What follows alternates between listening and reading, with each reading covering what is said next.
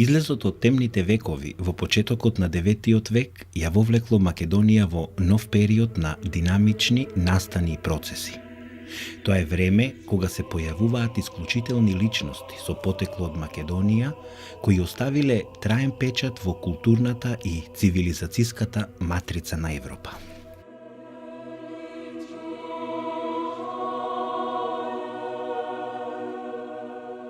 Такви биле солунските браќа Свети Константин, Кирил и Свети Методија, чија мисионерска дејност во Македонија била крунисана со создавање на словенската азбука за потребите на македонските словени во 855 година.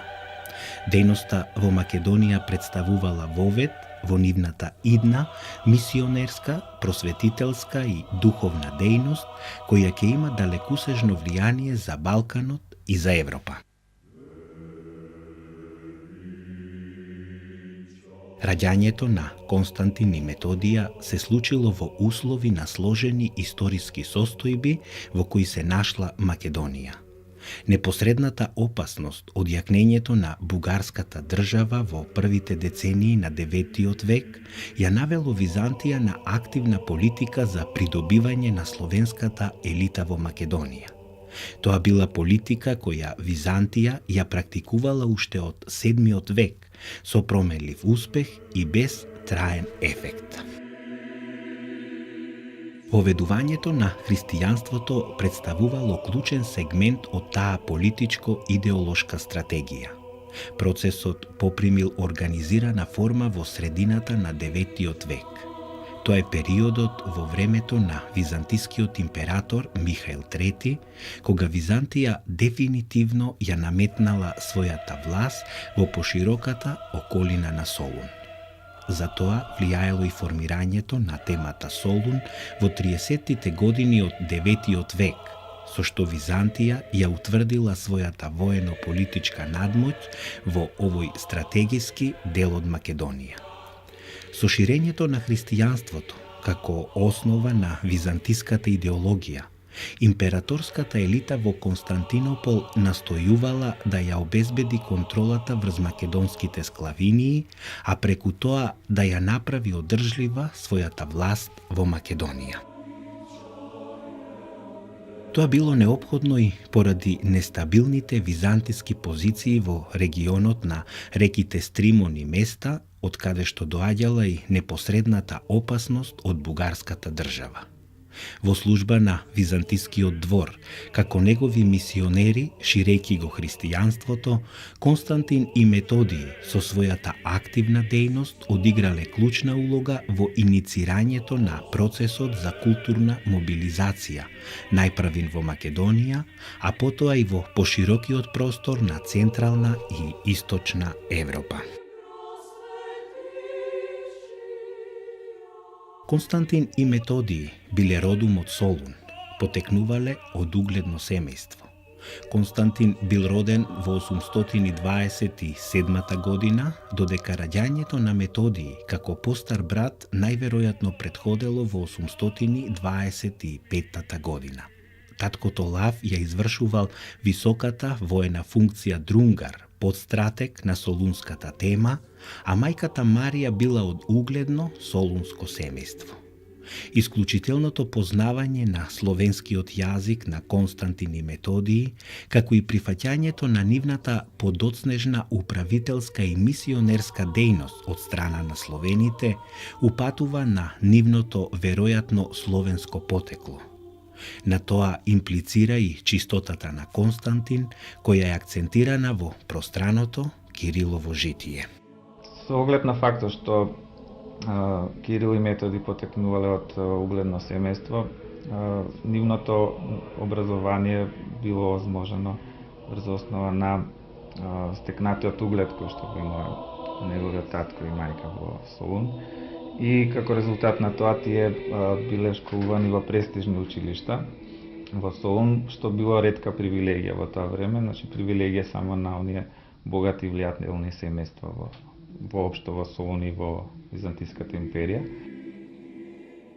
Методий со пројавените исклучителни воени способности и телесен стас рано бил забележан од византискиот двор. Фактот што Константин и Методий потекнувале од Солун, каде што во изминатиот период се одвивала активна интеракција помеѓу словените и македонците, ги правел најпогодни личности за имплементација на мисиите во Македонија. Византискиот двор не чекал многу. Веќе во средината на 40-тите години од 9 век, кога бил на 20 годишна возраст, Методий бил поставен од византискиот двор за кнез на словените, со задача да управува словенско кнежевство. Кнежеството кое го управувал Методий ја опфаќало територијата на североисточна Македонија, а било концентрирано во Струмичко-Брегалничките краишта. Политичката и воената мисија на Методий била да се зајакнат византиските одбранбени позиции по должината на реките Стримон и Брегалница. Тој делувал во насока на мобилизација на македонските словени и нивното приклучување кон Византија, во реализација на воено-стратегиската програма за заштита на Македонија од потенцијалните офанзивни напади на бугарската држава. Во своето 10-годишно управување, Методий се соочил со различни потешкотии. Тоа особено се однесувало на дисциплината и мотивацијата на мобилизираната војска. Раководен од ваквите потреби, Методий пристапил кон преведување и составување на кодекс познат како Закон за судење на луѓето, заснован на христијанските принципи и црковни норми. Законот бил напишан на словенски јазик со грчки букви, а представува адаптација на византиската еклога и се вбројува меѓу првите дела на словенската литература. Комплексната дејност на Методий изискувала умешност во ширењето на византиската политичка идеологија, заснована на христијанството како символ на императорската власт. За пополнување на овој значаен сегмент од дејноста на Методий, византискиот двор во почетокот на 50-тите години од 9 век во Македонија го испратил неговиот брат Константин. Со својот исклучителен талент за совладување на филолошките и филозофските науки, Константин уште на 20 годишна возраст ја завршил познатата византиска магнаурска школа под менторство на најпознатите филозофи од тоа време, Лав Филозоф и Фотиј. Константин бил во целост посветен на науката. Самиот тој вели: "За мене нема ништо поголемо од науката, преку која ќе добија мудрост и ќе побарам прародителска чест и богатство." Високата наобразба и гениалните способности на Константин несомнено го правеле најпогодна личност за извршување на мисионерската дејност во словенското кнежество во Македонија, во функција на надополнување на управата на неговиот брат. Поаѓајќи од овие мотиви, веќе во почетокот на 50-тите години на 9 век, Константин бил испратен од византискиот двор на мисионерска служба во Македонија. Константин својата мисионерска дејност во почетокот на 50-тите години на 9 век ја фокусирал на реката Брегалница и согласно изворните податоци се укажува дека неговата мисионерска дејност за релативно кратко време, за неколку години, резултирала со создавање на првата словенска азбука на територијата на Македонија во 855 година. Азбуката станала позната како глаголица, а била наменета за потребите на македонските словени покрај реката Брегалница.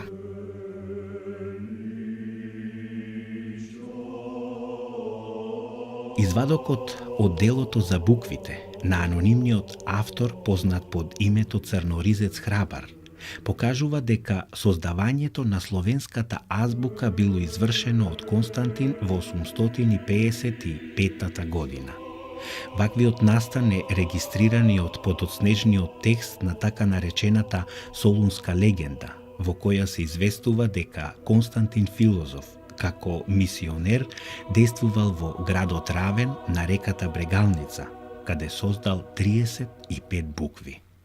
Создавањето на азбуката било проследено со процесот на христијанизацијата кој ревносно го спроведувал Константин во Македонија. За време на брегалничката мисија, Константин во христијанска вера вовел мноштво словени, што со нагласеност се истакнува во краткото Кирилово житие Успение Кирилово. Потоа Константин отиде на Брегалница и откако најде од словенскиот народ неколку непокрстени и откако ги покрсти, ги преведе во православната вера. Им напиша книги на словенски јазик. Тие што ги преврати во христијанската вера беа 54.000.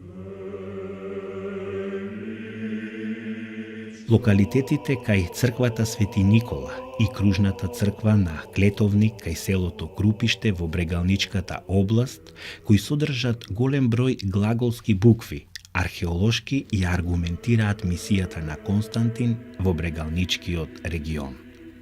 Тоа резултира со креирање на првиот словенски литературен јазик на почвата на Македонија. Потврдата дека словенската азбука била наменета за мисиите меѓу македонските словени е неоспорен факт дека била креирана врз основа на македонскиот говор од Солун и неговата околина. Мисијата на браќата Константин и Методиј не била доволна да го спречи пробивот на бугарите во Источна Македонија. Непосредната бугарска опасност била причина Константин и Методиј да ја прекинат својата дејност и да ја напуштат Македонија кон крајот на 855 година. Со дејноста во Македонија, Константин и Методиј создале основа за културна мобилизација на македонските словени, внесувајќи нов суштински елемент во идентитетскиот процес. Прифаќањето на создадената словенска азбука, заснована на македонскиот говор од Солун и околината, представува индикатор дека повеќе вековниот процес на етничка и културна интеракција помеѓу домородните македонци и македонските словени бил проследен со доминација на словенскиот јазик, восприемање на христијанството и македонскиот именител како заеднички елемент на идентитетот. Сето тоа имало клучно влијание за одржување на идентитетската посебност на македонците од аспект на бугарските походи во Македонија, кои следеле од средината на 9 век. До 865-66 година, во опсегот на бугарските освојувања, најверојатно се нашле Источна, Централна и Југозападна Македонија, како и дел од Јужна Албанија. Територијата на Јужна и Југоисточна Македонија со Солун останале под византиска власт. Во изворните податоци се нагласува дека и обата браќа во наредниот период биле ангажирани од Византија со оглед на нивното стекнато искуство од Македонија во други повеќе дипломатски мисии меѓу сарацените, односно арабјаните и меѓу хазарите, иако тие во некоја рака биле помалку успешни со оглед на тоа што самите хазари, иако биле традиционални сојузници на Византија, не го прифатиле христијанството, сметајќи дека со тоа ќе станат уште позависни од Византија. Во текот на наредните години, Константин и Методий се посветиле на усовршувањето на словенската азбука и на преведувањето книги на словенски јазик на планината Олимп во Мала Азија. Мисионерскиот капацитет на Кирил и Методи бил искористен од страна Византија и во други мисии, меѓу кои клучната мисија во Велика Моравија во 863 година.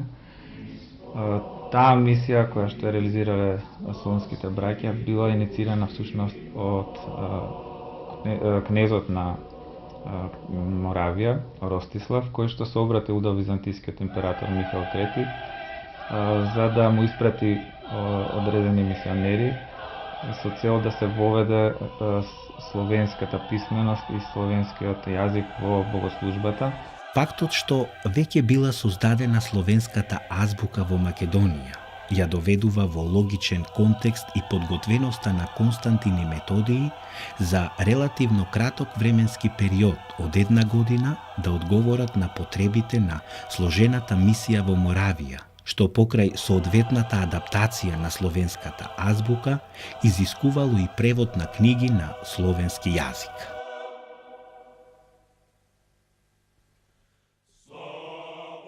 Мисионерската дејност на Константин и Методий во Моравија неминовно попримила поширока димензија, бидејќи преку неа Византија претендирала да воспостави противтежа на германското и латинското влијание надвор од нејзините граници. Мисијата коинцидирала со растечкото соперништво меѓу Рим и Византија околу обезбедување на црковно влијание во Бугарија. Со тоа директно биле засегнати интересите на римското папство и германското свештенство, што разбирливо наишле на соодветна противреакција. Сепак Византија била таа која на крајот го извела покрстувањето на кнезот Борис во средината на 60-тите години од 9 век. Во такви услови, мешањето на римското папство во мисиите на Константин и Методија било водено од потребата за воспоставување сопствен духовен авторитет среде словенскиот свет.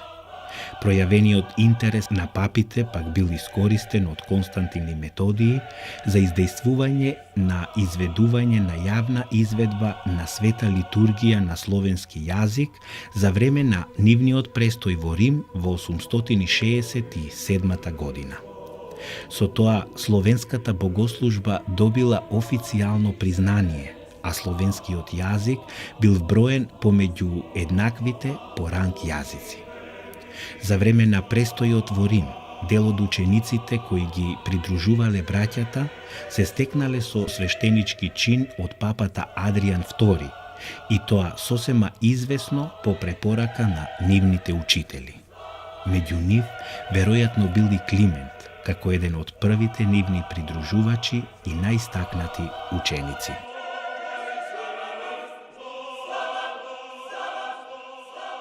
Меѓутоа, наскоро Константин се разболел. Го спопадна многу маки и тој се разболе. И боледувајќи така долго време, веднаш виде Божјо видение и почна да пее. Од оние кои ми кажаа да одам во домот Господов, се развесели мојот дух и ми се израдува срцето. Наредниот ден, тој го прими светиот монашки израз и откако прими светлина преку светлина, се именува со името Кирил. И во тој чин помина 50 дена, кога дојде времето да прими покој и да се пресели во вечните живеалишта, тој ги воздигна рацете кон Бога и со солза изведе молитва и откако ги бакна сите со својот интегритет, рече: Благословен е Бог, кој што не предаде за плячка во забите на нашите невидливи непријатели, но ги раскина нивните стапици и не извади од нивниот гибел. И така почина со Господа на 42 години, на 14-тиот ден од месец февруари, Индикт II, во 6377 година од создавањето на светот. Константин Кирил бил погребан во црквата Свети Климент во Рим со највисоки почести кои што им биле оддавани само на папите. По смртта на Кирил во февруари 869 година, во наследство на Методий му останало да го продолжи заедничкото сесловенско дело. Самиот Кирил, непосредно пред смртта, му оставил во аманет на Методий да ја продолжи благородната просветителска дејност.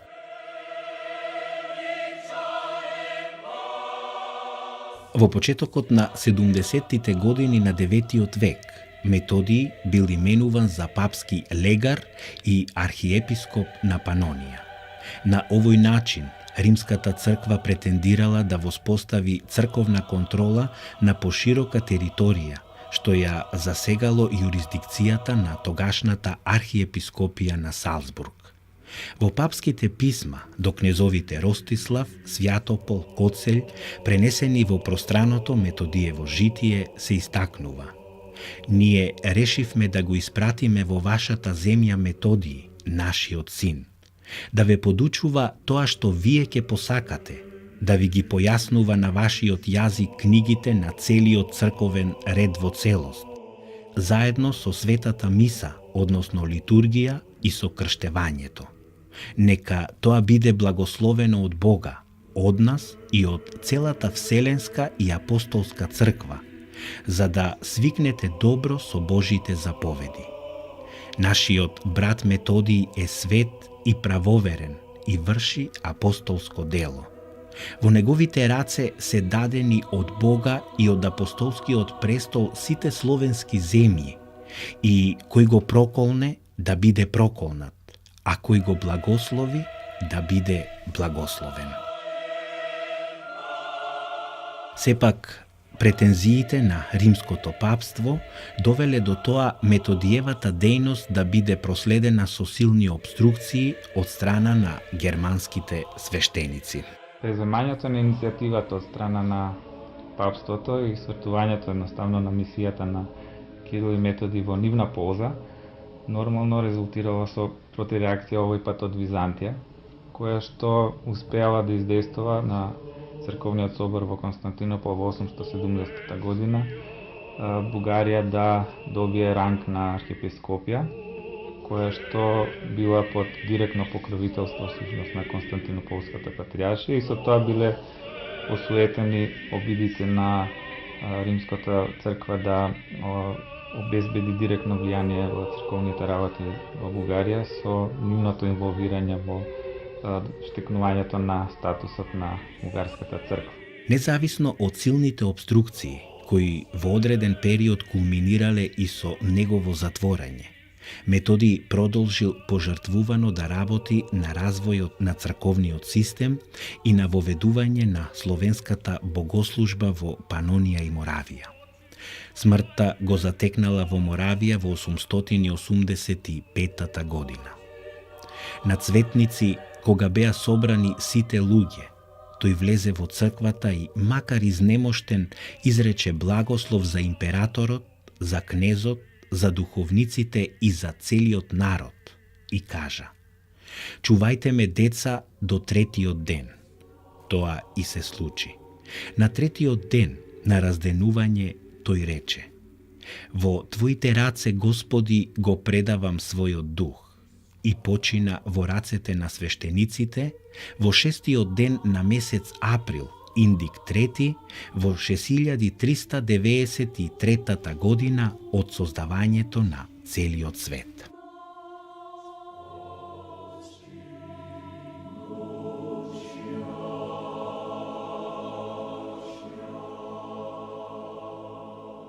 Учениците го поставија во ковчег, му дадоа соодветни почести, отслужувајќи погребна служба на латински, грчки и словенски, и го поставија во соборната црква. И тој се присоедини кај своите отци и кон патријарсите, пророците, апостолите и мачениците. И во неговото житие се нагласува високите почести кои што му ги дале неговите ученици и следбеници по неговата смрт. За местото каде што е погребан нема изворни податоци, освен тоа дека е погребан во Моравија и останува археолошките наоди да го лоцираат неговата вечно живеариште. Размерот на Кирило-Методиевската мисија, која резултирала со поширока афирмација на словенскиот јазик во Европа, не се совпаѓал со првично утврдените политичко-дипломатски цели на Византија. Директното инволвирање на римското папство во дејноста на светите браќа и превземањето на иницијативата преку назначувањето на Методиј за архиепископ во Панонија значело целосен мисионерски пораз за Византија. Во таа смисла не зачудува што современите византиски извори апсолутно ништо не говорат за мисиите на Кирил и Методиј.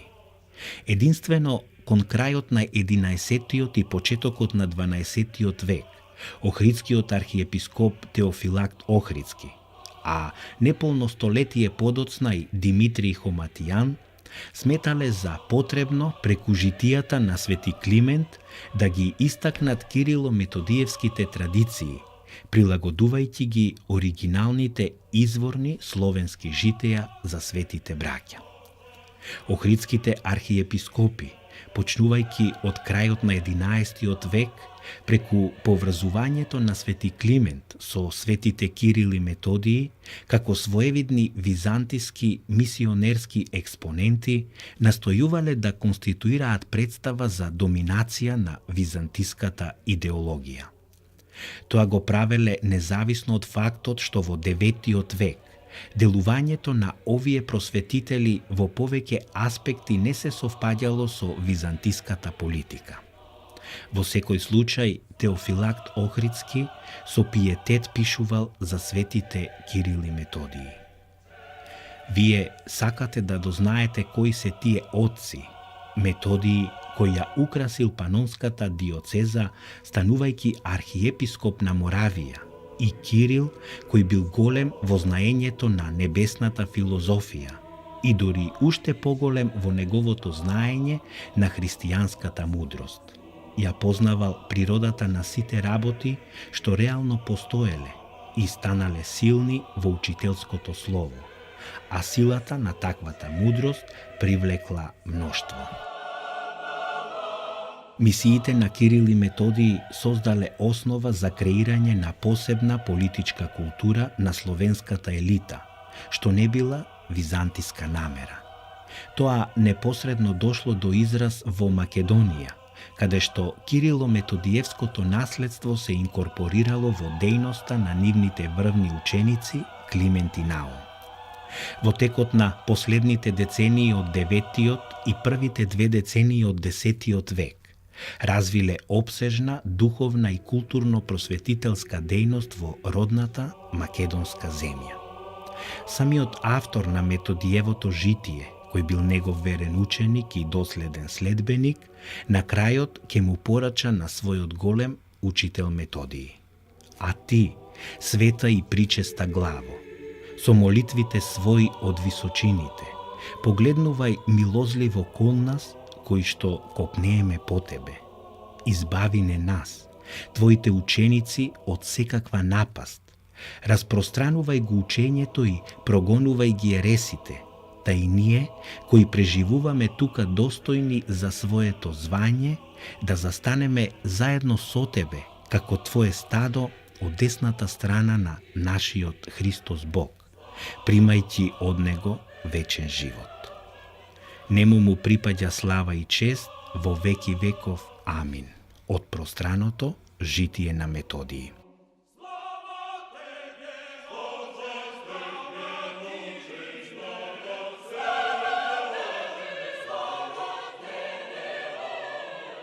Учениците на светите Кирил и Методиј, првенствено Климент Охридски и Наум Охридски, доследно ќе го продолжат и развиваат Кирило-Методиевското духовно и просветителско дело во Македонија. Со својата обсежна просветителска и црковна дејност, која кулминирала со создавањето на Охридската книжевна школа, Климент ќе внесе нова, квалитативна димензија во процесот на заокружувањето на заедничкото идентитетско поврзување на македонските Словени и домородните македонци. Овој процес ќе се здобие со тенденции за независна политичка, религиска и културна репрезентација во рамките на Македонија, која како обединувачки етнички и географски именител ќе биде заокружена со формирањето на средновековната држава во средината на 10 век.